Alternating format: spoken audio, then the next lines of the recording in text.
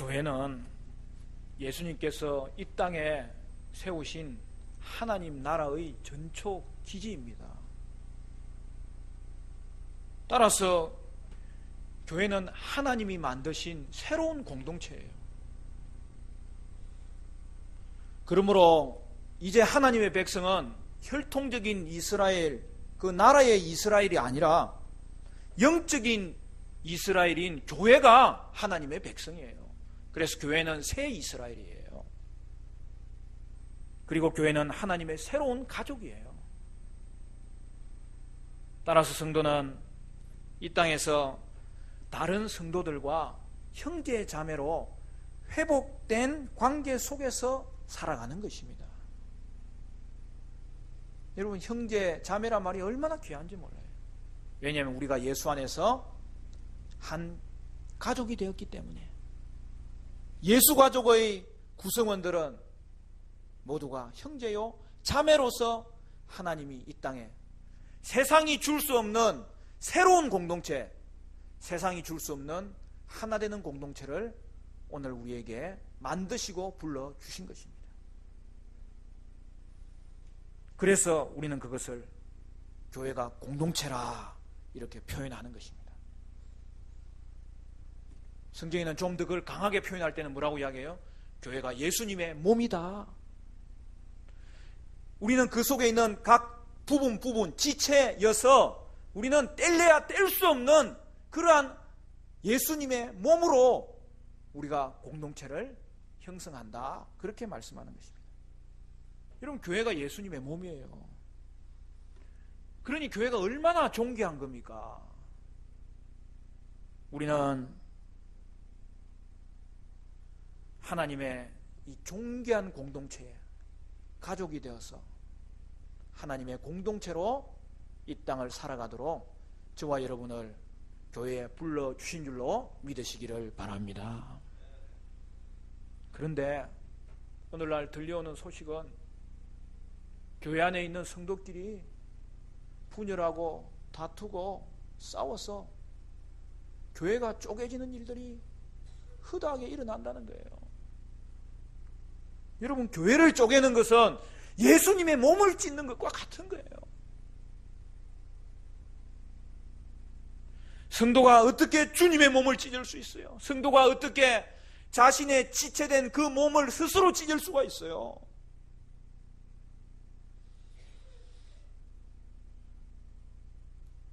자신의 몸인 교회가 찢어질 때 우리 주님은 얼마나 슬퍼하실까요? 예수님의 마음이 찢어지는 것입니다. 그러나 이것이 오늘날 교회의 현실임을 부인할 수가 없어요.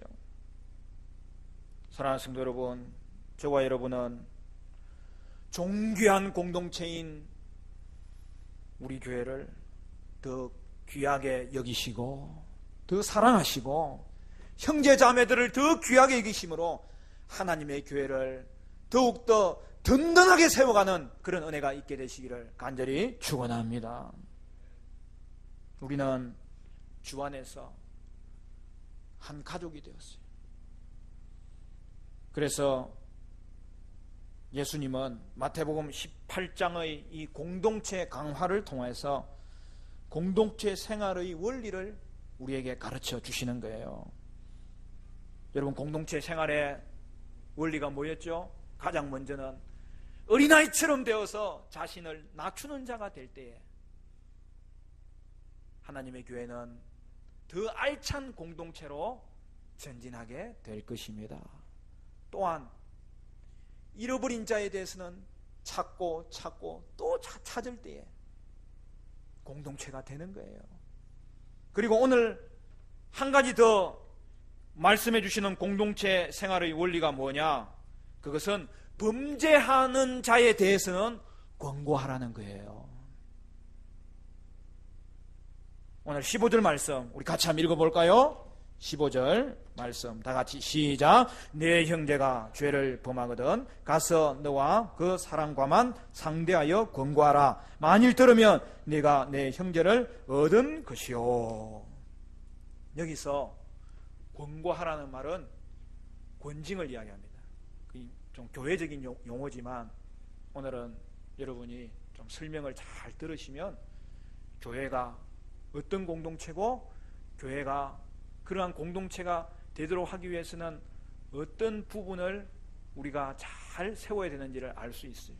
그래서 오늘 성경은 교회의 이 권징 사역을 어떻게 해야 되는지를 가르쳐주고 있어요. 여러분, 교회는 어떻게 권징을 해야 되는 것입니까? 첫 번째로는 최소 폭로의 원리입니다.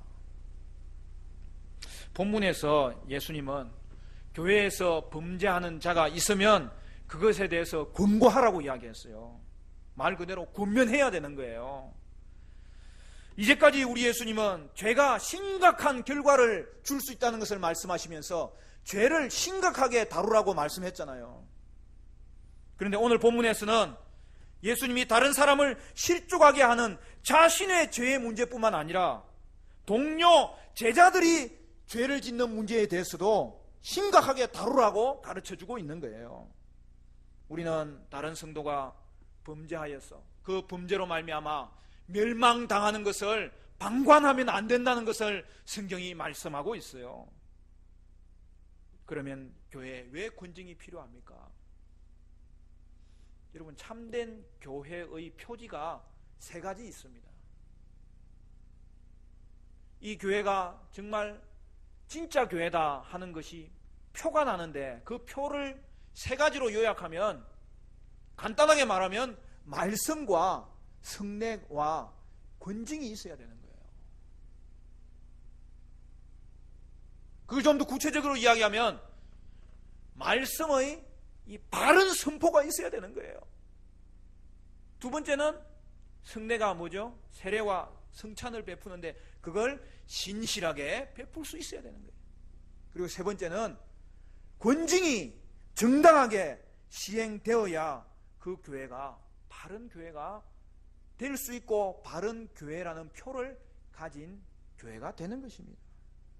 여러분, 따라서 죄를 지은 자에 대해서 권징하는 것은 교회의 참된 표지 중의 하나예요. 왜냐하면 교회는 순결을 유지하지 않으면 아무 소용이 없기 때문입니다. 여러분, 교회의 능력은 뭐예요? 교회의 능력은 교회의 거룩입니다.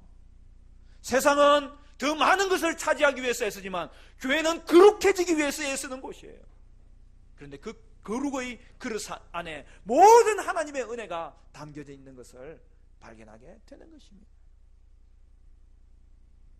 사랑하는 성도 여러분, 여러분의 자녀들이 말씀을 따라 거룩하게 되지 않을 때 심각하게 생각하셔야 됩니다. 교회 안에 있는 구성원들이 말씀을 따라 거룩하게 되지 않을 때 그것은 심각하게 생각해야 되는 것입니다. 따라서 성도 중 한 사람이 범죄하더라도 그것이 교회 전체에 영향을 미치므로 교회는 범죄한 것에 대하여 권고해야 되고, 그래서 그 사람을 회복시켜 놓아야 되는 것입니다. 예수님은 오늘 본문에 권징의 4가지 단계를 말씀합니다. 가장 먼저 뭐예요? 가장 중요한 원리가 첫 번째에 들어가 있는 거예요. 최소 폭로의 원리입니다. 그 말이 뭐예요? 성도가 범죄하는 것을 알았을 경우에 먼저 개인적으로 그를 권면하라는 거예요. 여러분, 우리는 누가 범죄하는 것을 알았으면 그냥 좀 퍼뜨리고 싶은 그런 이 마음이 있어요. 여러분, 있어요, 없어요? 뭐 나만 그런 거예요? 그 악한 습성이 있어요. 그래서 우리는 훈련을 받아야지. 하나님의 말씀이 우리를 훈련시켜요. 하나님의 말씀이 우리를 인도하는 거예요. 말씀을 통하여 성령님께서 인도하고, 성령을 통하여서 오늘 하나님이 말씀을 가르쳐 주시고, 여러분, 그때마다 우리는 하나님의 말씀은 나를 어떻게 인도하시는지, 하나님은 나를 어떻게 하기를 원하시는지 주님께 물어야 되는 것이죠. 권징은 폭로의 방법으로 행하는 것이 아니라 가급적 비밀의 방법으로 해야 되는 것을 성경이 보여주고 있습니다. 여러분, 분명하게 지적하되 어떻게 하라고요? 개인적으로 권면하라는 거예요. 여러분, 그래도 듣지 않으면 어떻게 해요? 그냥 지나가면 안 돼요. 오늘 16절부터 보면 이렇게 되어 있습니다. 만일 듣지 않거든 한두 사람을 데리고 가서 두세 증인의 입으로 말마다 확정하게 하라. 만일 그들의 말도 듣지 않거든 교회의 말하고 교회의 말도 듣지 않거든 이방인과 세리와 같이 여기라. 두 번째 단계는 뭐라고요? 한두 사람을 데리고 가서 두세 증인의 입으로 권면하라는 것입니다. 그래도 안 되면요, 이제는 교회에 알려서 교회가 말하도록 하는 것입니다. 그럼 교회의 말도 듣지 않으면 어떻게 해야 됩니까? 네 번째 최종 단계는 뭐죠? 그때에는 이방인과 세리처럼 여기면서 공동체에서 추방하라고 하나님은 말씀하고 있는 것입니다. 참 하나님의 말씀이 어떨 때는 좀 강한 것 같아요. 여러분, 건징에서 그러나 이 단계가 한 단계가 아니에요. 4단계까지 가라는 거예요. 이건 뭘 말합니까? 그럼에도 불구하고 건징은 사랑으로 끝까지 진행되어야 될 것을 말씀하고 있습니다. 여러분, 누가 범죄한 사실이 있더라도 그것을 먼저 터뜨려 놓고 처리하면 절대 안 됩니다. 어쩔 수 없이 알려야 하면은 처음부터 많은 성도에게 말하지 않고 처음에는 당사자끼리 해결해야 되고, 당사자가 안 되면 두세 사람의 증인을 데리고 가서 해결하도록 노력하라는 거예요. 참 결과 좀 절차 이런 게 좀 복잡하지요. 근데 왜 그래야 됩니까? 우리가 한 가족이 되었기 때문입니다. 여러분, 집안에 범죄한 일이 생기면 그거 동네방네 나가서 먼저 알리는 사람이 있어요, 없어요? 그러면 우사죠. 여러분, 교회도 마찬가지예요. 교회도 한 가족이기 때문에 여러분, 다른 성도가 범죄한 일을 알게 되면 많은 사람이 알게 되기 전에 그 사람에게 가서 개인적으로 권면하는 것이죠. 그것이 교회 밖에 있는 사람들에게 알려지기 전에 우리는 범죄한 성도에게 개인적으로 그에게 가르쳐주고 그가 회개하도록 이끌어줘야 되는 것이죠. 그래서 결국 그것이 많은 사람에게 알려지지 않도록, 도리어 또 교회 밖에 알려지지 않도록 그가 깨닫게 되고 철저하게 회개하고 돌아오면은 그것이 가장 좋은 방법이죠. 사랑하는 성도 여러분, 그것이 가족이 하는 일입니다. 그래서 15절은 뭐라고 이야기했어요? 이미 15절 읽었죠? 내 형제가 범죄하거든. 범죄했더라도 형제라는 거예요. 그리고 마지막에는 뭐라고 되어 있어요? 만일 들으면 네가 네 형제를 얻은 것이요. 형제라고 이야기하잖아요. 우리가 범죄한 것을 개인적으로 찾아가서 권면하면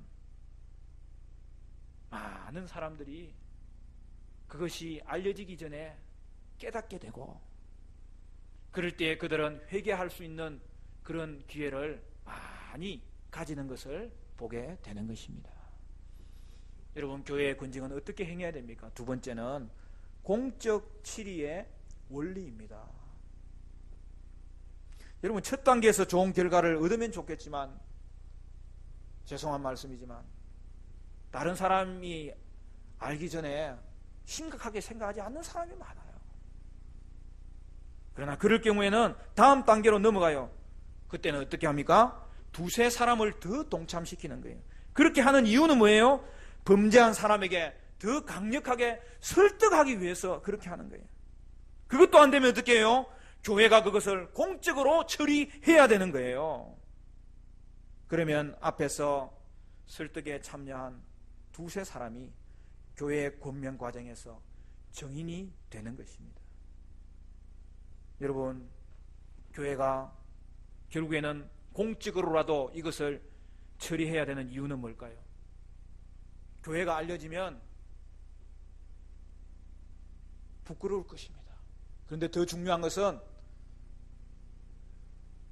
모든 교인이 다시 한 번 더 마지막으로 그 사람을 찾아가서 설득할 수 있는 길이 열리게 된다는 사실이죠.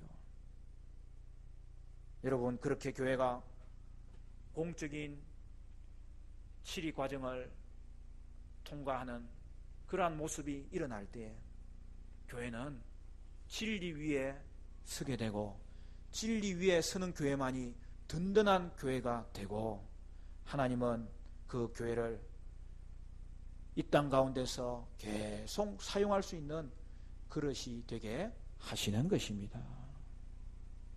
사랑하는 성도 여러분, 진리가 우리를 자유케 하는 거예요. 진리가 아니고서 교회가 잘할 수 있는 것 같이 보이지만 결국에는 사상 누각이에요. 결국에는 밑둥부터 잘려서 무너지게 되는 날이 오게 됩니다. 교회가 개인적으로는 한없이 은혜를 베풀 수 있지만 오직 진리에 관해서는 여러분 타협하면 안 되는 거예요. 물론 본문이 말하는 이 금고의 대상은 사소한 실수까지 다 드러내란 말은 절대 아닙니다.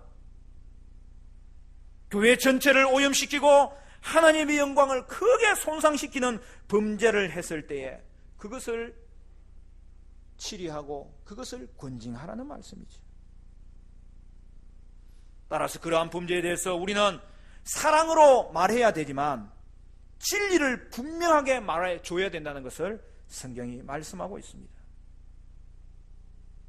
에베소서 4장 15절 말씀에 이렇게 되어 있습니다. 오직 사랑 안에서 참된 것을 하여 범사에 그에게까지 자랄지라. 그는 머리니 곧 그리스도라. 여러분, 교회는 사랑과 진리가 함께 가야 되는 곳이에요. 그래서 교회는 참된 것을 행해야 되고 참된 것을 말해야 되고 참된 것을 행할 수 있도록 분명하게 서로를 격려해 줘야 되고 인정해 줘야 되는 것입니다.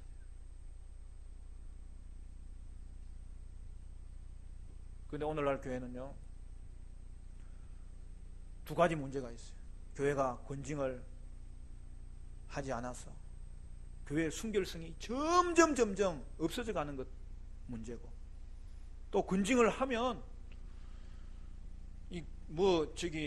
박수도 손뼉이 맞아야 칠 거 아닙니까? 다른 교회가 그 권징한 사람을 그 교회는 잘못 권징한 거야, 너는 그냥 우리 교회에 와 해가지고 그냥 교회를 옮기면 그냥 덥석덥석 받아주는 게 또 문제예요.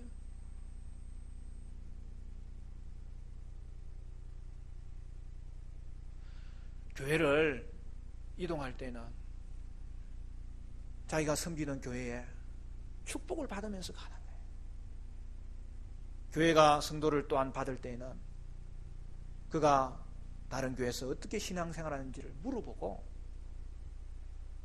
그러면서 그 교회의 축복을 우리 교회에 이어가면서 그렇게 성도를 맞이해야 되는 거예요. 여러분, 그러므로 오늘 성경이 말할 때에 우리가 우리 자신을 돌아볼 때 이런 경우가 있지 않습니까?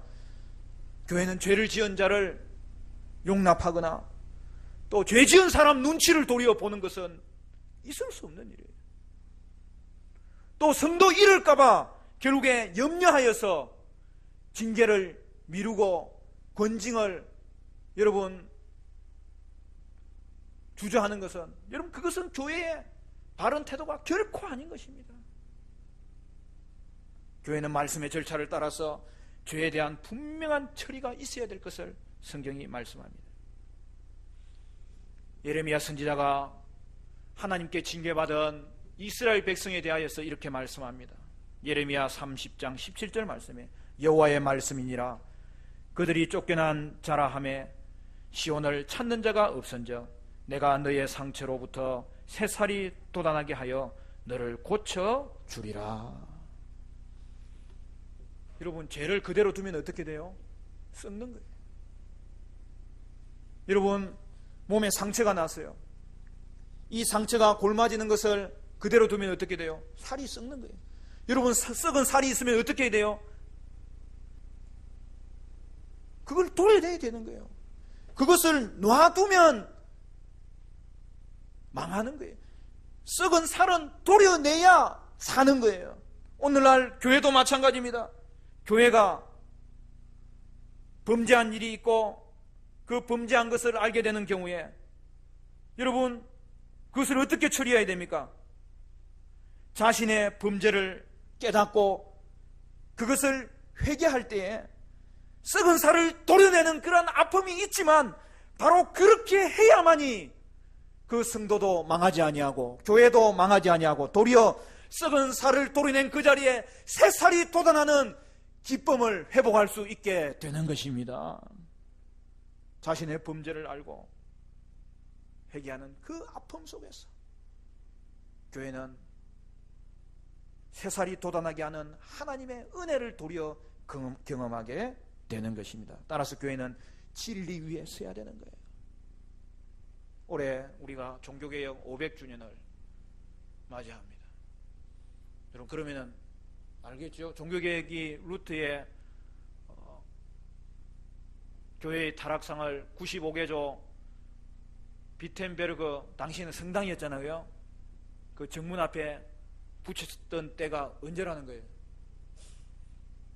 요거는 수학을 할 필요도 없어요. 산수를 잘하면 돼요.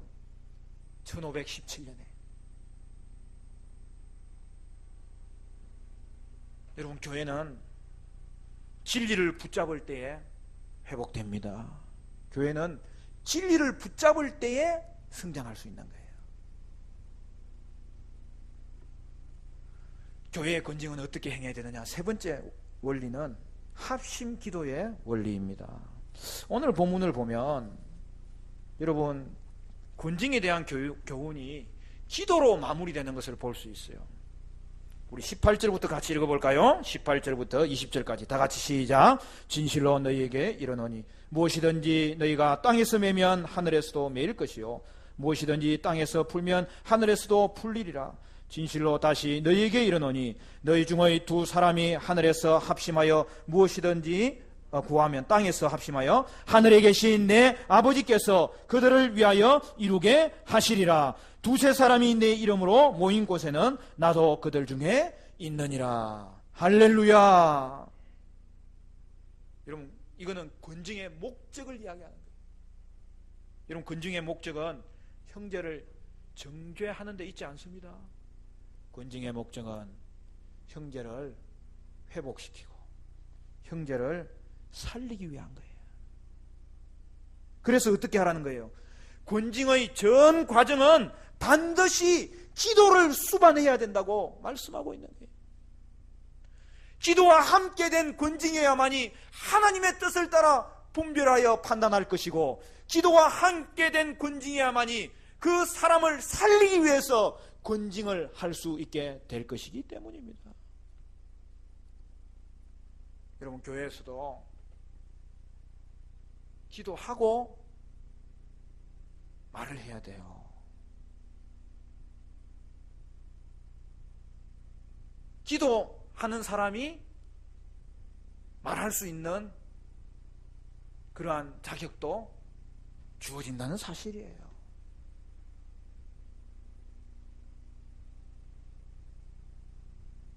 기도하지 않고 판단할 때 얼마나 잘못된 판단을 할 수 있는지 몰라요. 여러분, 이 땅의 교회는 온전하지 않습니다. 단지 성령께서 우리를 붙잡아 주시기 때문에 또 한 번 변화되고 또 한 번 회개하여서 자꾸 우리를 하나님께서 변화시켜 가는 과정에 있는 거예요. 그럼 그때 중요한 게 뭐예요? 교회가 기도를 통하여 하나님의 뜻을 분별할 줄 알아야 되는 것이고, 기도를 통하여 이 건징을 할 때에 저들이 이 권징을 통하여 회개하도록 권징을 기도하면서 시행해야 되는 것이죠. 오늘 성경의 말씀은 참 귀한 말씀이에요. 여러분, 이거는 기도의 일반 원리를 이야기합니다. 두세 사람이 내 이름으로 모였더라도 예수 이름으로 모이면 거기는 교회가 되는 거예요. 그리고 거기에는 하나님이 함께 하시는 거예요. 그렇기 때문에 작은 소수의 무리가 기도할 때라도 두세 사람이 모여서 기도하면 그 기도의 자리에 하나님이 임하시고 그 기도를 사용하시고 그 기도를 반드시 응답하여 주시는 줄로 믿으시기를 바랍니다. 그런데 오늘 성경의 이 내용은 기도의 특별 원리를 이야기하는 거예요. 즉, 교회가 권징할 때에 기도하면서 해야 될 필요성을 이야기하고 그 기도가 하나님께 역사하는 힘이 있다고 오늘 본문은 말씀하고 있는 거예요. 그 말은 뭐예요? 교회가 기도 없이 권징하면 바른 판단을 내리지 못할 수도 있고요. 형제를 사랑하는 마음이 어느 날 강팍한 마음으로, 복수하는 마음으로, 때로는 편드는 마음으로 그렇게 권징할 수도 있다는 것을 우리에게 깨닫게 해주시는 말씀이에요. 교회가 기도하면서 권징하면 교회가 진리 위에 서게 될 것이고, 뿐만 아니라 그 권징의 결과가 형제가 돌아오는 일들에 쓰임받게 될 것을 성경이 말씀하고 있는 것입니다. 특별히 교회가 좋은 일, 교회가 나아가는 비전을 위해서도 기도해야 되지만, 때로는 교회가 범죄로 말미암아 힘든 일이 생길 때 그때는 더 기도하여서 기도로 하나님의 진리 앞에 설 수 있고, 기도로 형제를 가르칠 수 있고, 그 가르침도 담대하게 가르칠 수 있고, 뿐만 아니라 기도로 성도들이 회복되는 은혜를 맛보게 될 수 있을 만큼 권징에는 기도가 그렇게 중요한 거예요.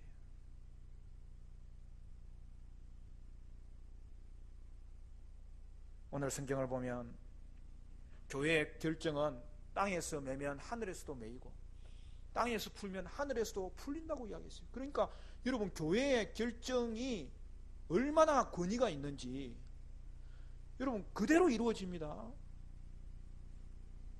그러니까 교회가 잘못된 결정을 내리면 어떻게 돼요? 여러분 그대로 이루어져요. 하나님이 잘못된 결정도 사용하세요. 그러나 교회가 제대로 된 결정을 하면 그 권위가 얼마나 놀라운지, 그 권위에 순복하지 않으면 하늘에서 그들도 결국에는 묶이게 되고, 그 교회의 결정에 순종하면 하늘에서도 풀려서 저들의 심령 가운데 새로운 은혜가 풀리게 되더라는 사실이죠. 여러분, 그래서 이게 두렵고 떨리는 거예요. 오늘 예수님의 이 권면의 말씀, 이 권징의 말씀은 사실은 너무 중요한 거예요. 교회가 진리 위에 서느냐 서지 않느냐를 생각할 때에 반드시 권징하여 진리 위에 서지 아니하면 교회는 교회로서의 순결을 유지할 수도 없고 능력도 없고 성장도 진리 위에 서야만 성장하는 거예요. 여러분, 교회는 권징을 앞두고 하나님께 기도하면서 하나님의 뜻에 일치된 판단과 결정을 내리도록 최선을 다해야 되겠고, 따라서 교회는 하나님의 뜻을 물어 권징할 때에 그 권징을 받는 교인은 두렵고 떨림으로 자신을 돌아보아서 그 권징을 받아들일 수 있어야 되겠고, 그로 말미암아 하나님께서 이 권징을 통하여 교회를 살리고 성도를 살리고 교회를 거룩하게 하고 성도를 거룩하게 하여서 이 땅에 하나님께서 쓰임받는 그릇으로 만들게 된다는 사실이지요. 그런데 여러분, 범죄한 자가 교회 말도 듣지 않을 때 성경은 어떻게 이야기를 합니까? 그를 이방인과 세리같이 여기라고. 그 말은 뭐예요? 공동체에서 내쫓으라고 이야기합니다. 교회가 정확한 사실에 근거하여 또한 사랑으로 근면하여서 말할 때에 그가 듣지 아니하면 더 이상 교제가 불가능하기 때문에 내가 쫓아야 되는 것이죠. 그런데 여러분, 권징의 과정에서 교회가 기도하는 것은 언제까지 기도해야 되는 거예요? 결국 말 듣지 않는 사람을 추방하면 이제 끝나는 거예요. 더 기도해야 되는 거예요. 추방당한 사람을 위해서도 교회는 책임을 지고 또 기도해야 되는 거예요. 그래서 교회는 권징의 시작부터도 기도하고 권징이 끝나도 기도는 계속되어야 되는 거예요. 하나님, 저 영혼이 추방당했지만 이것을 통하여서 깨닫고 주님 앞에 돌아오게 하여 주옵소서. 그의 영혼이 하나님 앞에 서게 하여 주옵소서. 그래서 회개하고 변화받아서 구원받은 심령이 되게 하여 주시옵소서. 여러분, 교회의 기도는 권징한 최종 단계를 지나서까지도 기도해야 되는 거예요. 왜 그렇습니까? 교회의 권징과 치리의 최종 목적이 범죄한 형제를 회복하기 위한 것이기 때문입니다. 사랑하는 성도 여러분, 하나님은 범죄한 형제를 위해서 기도하면서 권징할 때에 하나님은 그를 살게 하시고, 때로는 추방당한 그 자리까지 기도할 때 하나님은 그가 돌아오게 하는 길을 열어주실 줄로 믿습니다. 형제가 돌아오면 얼마나 기뻐요. 형제가 돌아오면 싸웠으니까 이제 얼굴 안 보는 것이 아니잖아요. 형제는 아버지와의 관계로 말미암아 이루어진 또 다른 관계이기 때문에 형제가 돌아올 때 우리 아버지가 기뻐하시니 나도 기뻐하고, 이전에 악감정이 좀 강해지도록, 그래서 성도는 말로는 싸울 수 있지만 결코 이렇게 손을 내면 안 됩니다. 여러분, 교회가 싸우기 시작하면 그런 단계까지 가요. 그러나 말로도 싸우지 아니하고 결국에는 논쟁까지는 할 수 있지만 결국 싸움을 하면 나중에 이 회복되는 게 쉽지 않아요. 그럼에도 불구하고 교회가 기도하면서 건징하고 돌아올 때에는 여러분, 회복되는 은혜가 있게 될 줄로 믿습니다. 그런 일은 반드시 일어납니다. 세상은 갈라서면 끝이지만 교회는 다시 붙을 수 있어요. 여러분, 교회는 교회의 권위와 기도를 믿어야 되는 거예요. 교회가 믿지 않으면 누가 그걸 믿어요? 주님 말씀 붙잡고 진리 위에 서면 회복됩니다. 상처받은 것도 씻어집니다. 이전보다 더 돈독한 하나님의 형제로 하나님께서 눈물 뿌리며 회복시켜주는 은혜가 있게 될 줄로 믿습니다. 저는 짧은 목회 기간에도 교회가 세상 법정까지 가서 싸우고 갈라지고, 죄송합니다, 멱살 잡고 꼬집고, 또 여자들은 꼭 꼬집대요. 그 꼬집은 멍은 굉장히 오래 갑니다. 얼마나 손이 매운지. 여러분, 그렇게 돼가지고 결국에는 교회 안에 여러분 성도들이 치리를 당하여 출교당하는 그런 안타까운 것을 여러분 저는 경험했어요. 여러분, 제가 어느 교회에 있을 때, 내가 어느 교회라고 말은 하지 않겠습니다, 교인 50명이 면직, 제명, 출교당했어요.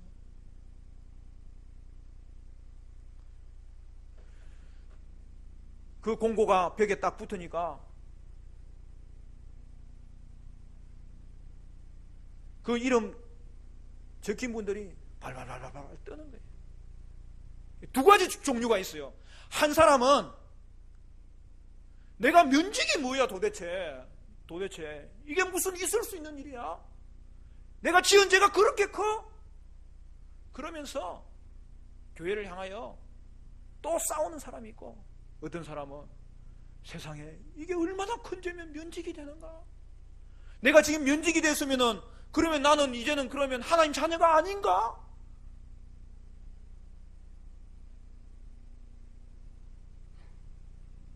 그럼 또 출교는 뭐예요? 교회에서 쫓겨나는 거죠. 추방되는 거죠.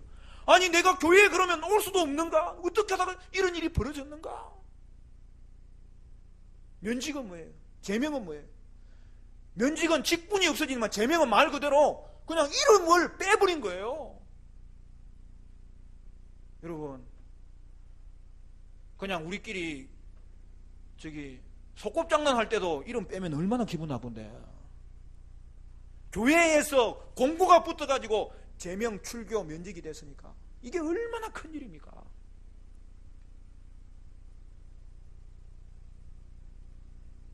그러면 그 다음 주에 어떤 일이 벌어지는 줄 아세요? 제명, 출교, 면직 됐는데도 교회에 또 나옵니다. 교회 나와서 뭐 하는가 보니까 예배 잘 드리고 또 싸우더라고.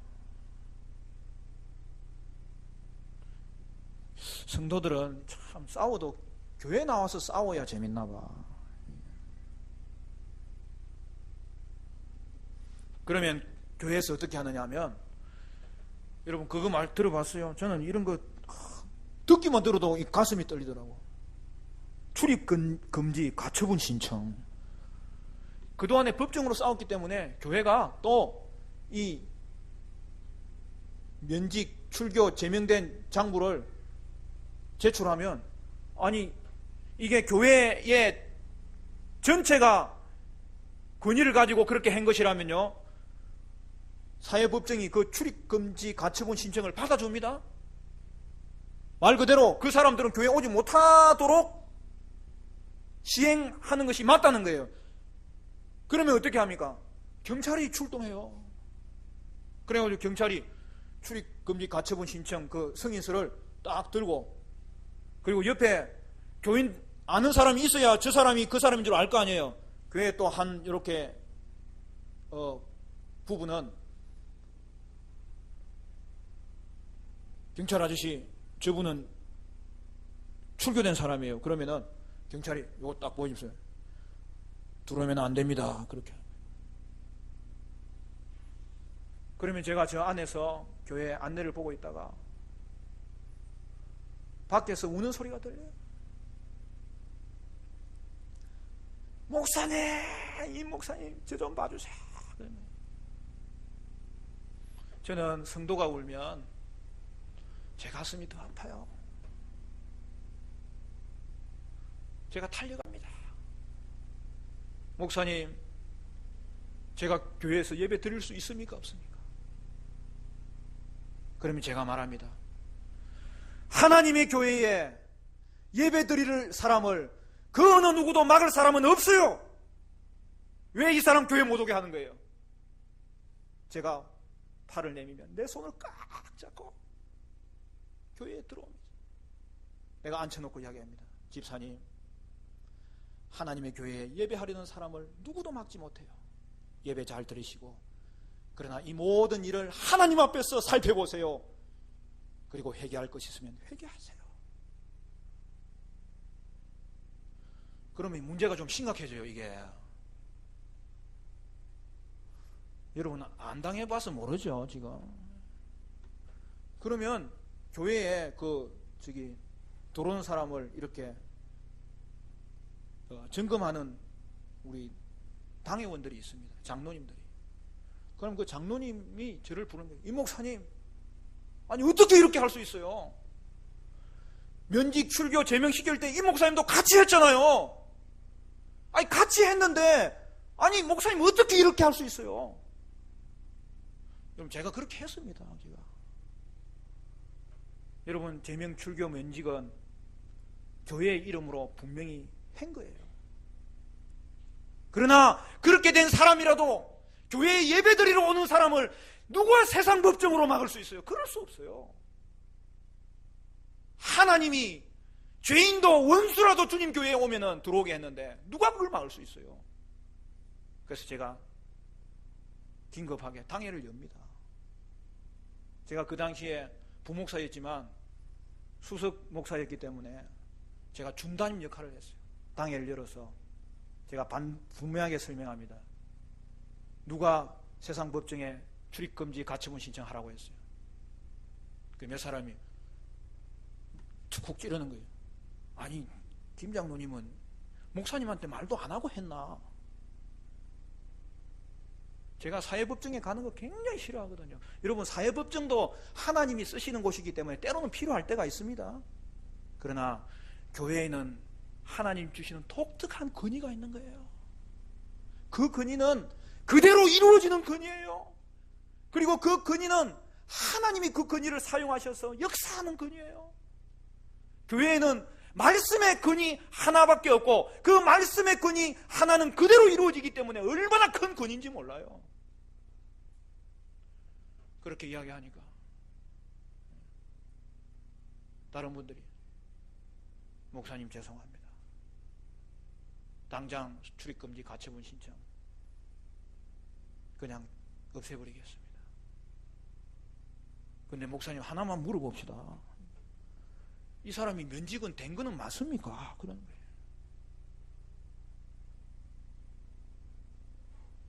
저도 같이 면직하는데 사인했잖아요. 면직된 거죠. 그러나 면직은 교회의 이름에서 면직된 거고 교회의 이름에서 제명된 거고 교회에서 출교되는 것이지 그 면직됐다고 해서 그게 끝이 아니에요. 그래서 제가 그 있는 사람들한테 설명했습니다. 면직된 여러분, 면직한 사람이 회개하면 면직은 당장 풀립니다. 회개하고 돌아오시오. 회개하고 돌아오시오. 여러분, 교회의 면직은 뭐 이거 감옥에도 가줄 수 있는 게 아니에요. 세상 법정 같으면 감옥에 가주면 무슨 교회가 면직시켰다고 해서 뭐 교회에 요즘 포도청 있는 교회 있어요? 없어요? 없어요. 교회는 단 하나, 말씀의 근위를 믿고 그 말씀의 근위가 이루어지는 걸 보는 게 교회입니다. 따라서 사랑하는 성도 여러분, 저와 여러분은 하나님의 교회는 말씀의 근위 앞에 두렵고 떨어야 되겠고 말씀의 지적 앞에 범죄한 사실을 발견하고 회개해야 되겠고 면직된 자도 회개하고 돌아오라고 면직시켰기 때문에 면직시킬 때 꼭 말해줘야 돼요. 회개하고 돌아오면 면직을 풀어드릴 테니 회개하십시오. 회개하십시오. 주님 앞에서 바로 서십시오. 바로 서십시오. 바로 그때에 하나님의 교회는 말씀이 그대로 이루어지는 교회, 거룩한 교회, 기도가 응답되는 교회가 될 줄로 믿습니다. 사랑하는 성도 여러분, 우리가 형제입니다.